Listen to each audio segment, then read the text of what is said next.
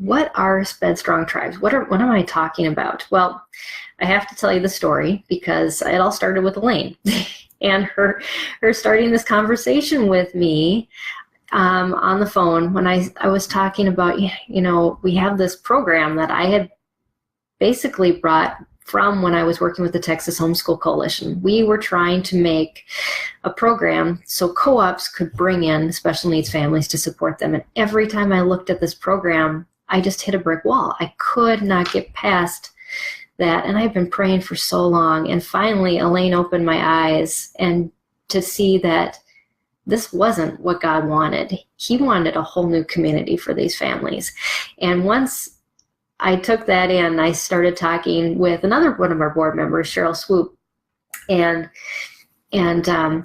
she started asking me questions. And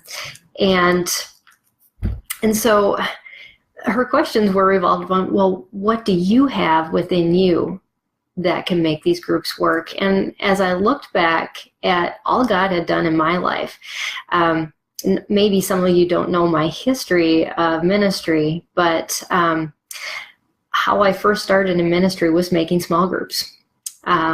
I started a Bible study at my own house. I had a whole group of women, and from that group started a MOPS group, Mothers of Preschoolers group.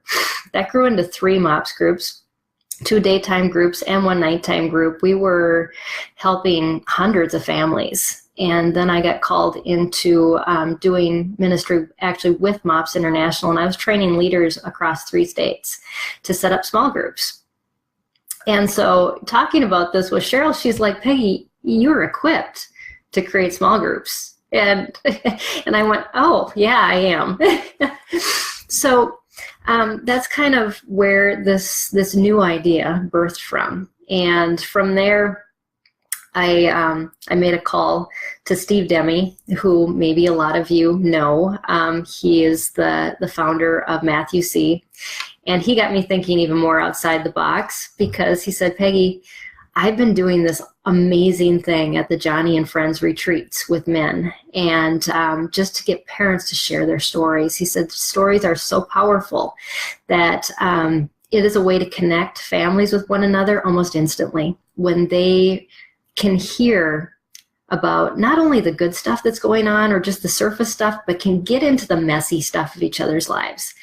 And just how much dads need to be involved. He said, churches minister to women, even our retreats minister to women, all the support for homeschool ministers to women. What about these dads? They feel like they're just the breadwinners. They're just there to bring the money in, and then they get no support. He said, we need support as much as the moms do, and we need to build our marriages. And so that opened my mind even more to how this program is going to be designed. And then I started talking with Misty Northcutt, who runs the Special Buddies program for the Texas Homeschool Coalition. And she was originally a part of the church who started that program in their church, which then THSC brought in to become their Special Buddies program.